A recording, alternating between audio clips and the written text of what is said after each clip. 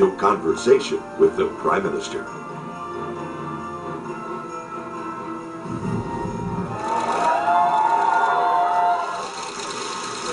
Hi, my name is Nathan Blackwood. I'm originally from Canada, but have lived a lot of time in the United States.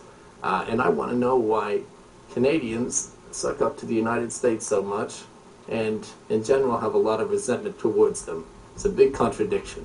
Yes, that's the age-old contradiction, Prime Minister, probably inexplicable because we've been talking about it for so long. But you and the Americans are developing a new vision for the border. It's called the Continental Security Perimeter. All right, big title. What exactly does that mean? Well, first of all, if I can maybe just respond to the question or the comment, because I certainly know there's always sort of an ambivalence in our relationship. I often tell foreign leaders that the Americans are our best friends, whether we like it or not. But, you know, I don't actually think that's the way Canadians actually think. I think for most Canadians, we understand that the United States is a great friend, a great neighbor, and we are, in fact, very fortunate to have the relationship with the Americans that we do. At the same time, Canadians don't want to be Americans. You know, we're proud of our own country.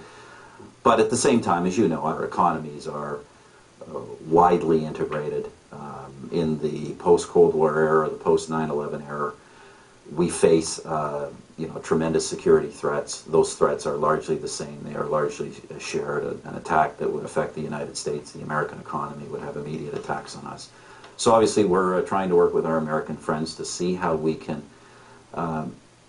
you know, strengthen our security and economic arrangement, a way that obviously protects our interests and our sovereignty, but also protects Canada's vital access to the American market. So we understand about movement that goes across the border, which has been hampered, frankly, since 9/11, as we all know. So are we doing this for Americans' concern about security or to get our goods flowing more freely? Well, as I say, we're looking at ways we can enhance both our mutual security and the economic access we have to each other's economies. I think all Canadians are concerned about the security of this country, but also obviously about our access to the American market, even an American market that is having its challenges. But you know, the first questions that come to a lot of people's minds is, are you going to be harmonizing our refugee and immigration policies? This would be in a whole question of sovereignty. Is that on the table? No, we're not talking about harmonizing those kinds of policies, although, as you know, Bob, we are talking about making some changes to them ourselves.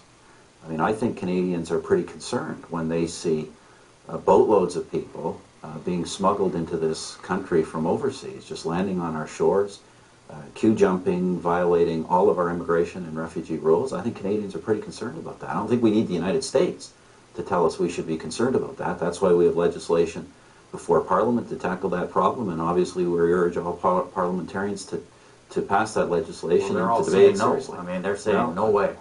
That's what they're saying for now, but we've seen things change before. I think Canadians' views are pretty clear on this, and we're going to continue to push that legislation forward. You're going to make that a confidence vote? You know, one of the things I've tried to do,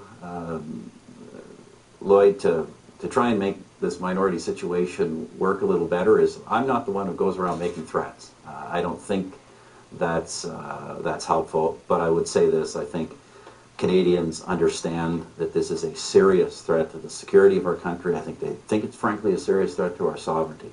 To have boatloads of people coming here, queue jumping, violating all of our rules. And I think they expect parliamentarians to take that seriously. And if they see more boats coming, I think the pressure to move this legislation forward will only increase. Prime Minister, just coming back to the perimeter for a moment, I know that apparently you've been having one-to-one talks with President Obama on this whole issue. Is there, and I've seen a draft copy of it, are you looking like we're going to have an agreement signed in the new year, President?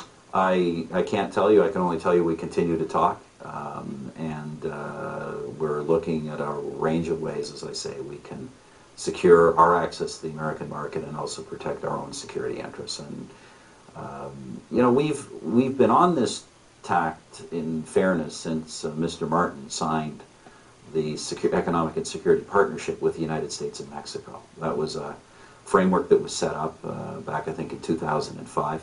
But in this particular instance, Mexico's not involved in this. Exactly, because what we're trying to do, we have a special relationship with the United States that frankly is not similar to the problems of the American-Mexican border. And so we are trying to restore the management of that special relationship in a way that that secures our privileged economic position, our access to the American market, and also our security. But we still have a ways to go before I can tell you where we're really at on that.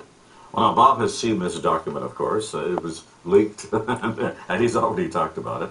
And it sounds as though it's much further along than you're saying. I don't think I've actually seen the leaked document myself, but you know, I know we are having these discussions, and I don't think it's a secret that this government wants to enhance our relationship with the United States. Are you going to send this before Parliament for approval? Is it going to be talked about in the House? Anything that ultimately involves change to Canadian law or a change to Canadian practice would obviously go to Parliament. And is there a possibility that the government could be defeated on something like that? Or will that Well, be look, you have to talk to the opposition. There's all kinds of possibilities the government will be defeated in a minority parliament. But I think, as I said, Canadians want us to govern. They want us to focus on the economy, focus on jobs. I think they've given that message to all parties, and that's going to be this government's focus. It's one of the reasons we're looking at this particular initiative. All right. Prime Minister, we'll continue the conversation right after we take this brief timeout. Still to come. There's a very aggressive American surge. Are we propping up a corrupt regime? We will not give any money to any element of the government we believe is corrupt. One Conversation with the Prime Minister continues.